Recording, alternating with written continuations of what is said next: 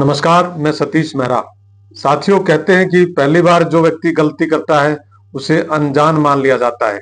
दूसरी बार जो गलती करता है उसे नादान मान लिया जाता है। तीसरी बार जो व्यक्ति गलती करता है उसे शैतान माना जाता है। और चौथी बार जो गलती करता है वह पाकिस्तान होता है। पाकिस्तान ने भारत के साथ एक बार नहीं बल्कि कई बार गलती की है। इसके बावजूद भी वह धमकी भरे लहजे से बाज नहीं आ रहा है। पाकिस्तान के रेल मंत्री हनीफ अब्बासी द्वारा भारत पर परमाणु बम हमले की धमकी देना यह उसके लिए सबसे बड़ी गलती है। पाकिस्तान के रेल मंत्री ने यहां तक कह दिया है कि हमने शाहीन, गौरी और गजनी जैसी 130 मिसाइलें भारत के लिए रखी हैं। अगर भारत सिंधु जल संधि को रोकता है तो हम उसकी सांस तक रोक देंगे। भारत को युद्ध के लिए तैयार रहना होगा।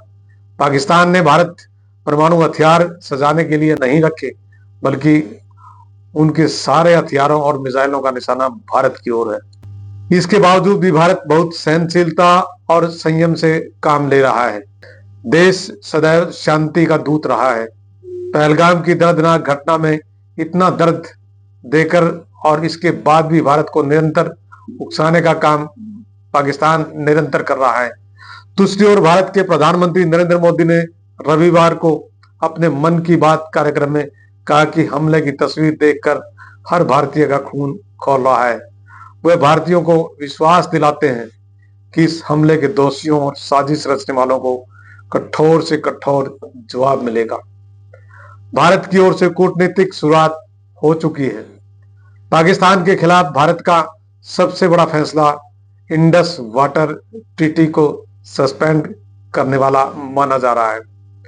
इसके बाद पाकिस्तान की भौहें और ज्यादा तनी दिखाई दे रही हैं और निरंतर गिद्दड़ भभकी दे रहा है। भारत पाकिस्तान के युद्धों का इतिहास अगर देखा जाए तो 1965 और 1971 में भारत ने पाकिस्तान को जबरदस्त चोट मारी थी और पाकिस्तान समझौते के लिए टेबल पर आने के लिए बेबस किया था।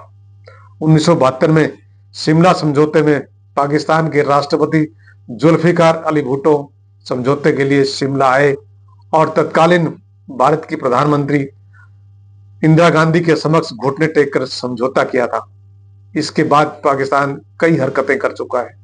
1999 में कारगिल में घुसपैठ, पठानकोट हमला, संसद पर हमला, मुंबई हमला, पुलवामा हमला और अभी 22 अप्रैल को पहलगाम में हमला कर 28 बेगुनाह लोगों की जान लेकर फिर से अपनी शैतानी दुनिया के सामने दिखाई है। आज अंतर्राष्ट्रीय समुदाय का माहौल भारत के पक्ष में है। देश का विपक्ष और देश का बच्चा बच्चा सरकार के साथ खड़ा है। देश के प्रधानमंत्री नरेंद्र मोदी के बारे में माना जाता है कि वह दृढ़ इच्छा शक्ति वाला नेतृत्व दे रहे हैं।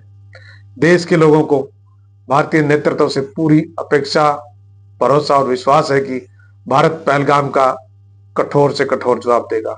जिस प्रकार से 1972 में टेबल पर आकर शिमला समझौते में माफी मांगी गई थी और अपने सैनिक छुड़वाने की गुहार लगाई थी, भारत से ऐसी ही देश के लोगों को अपेक्षा है, क्योंकि भारत अब 1960 वाला भारत नहीं बल्कि 2025 का भारत है। भारत अब पाकिस्तान पर सामरिक दृष्टि से और आर्थिक दृष्टि से कई गुना भारी पड़ रहा है। अभी पाकिस्तान के साथ ढील बरती गई तो यह भारतीय जनता की अपेक्षाओं को अनुकूल नहीं होगा। अब भारत के पास पाकिस्तान को धराशायी करने का माहौल, मौका और मोमेंटम भी है। अब देखने वाली बात यह है कि भारत यह शुरुआत कब करेगा। नमस्कार, सतीश मेहरा। आप देखते रहे अर्थ प्रकाश टीवी।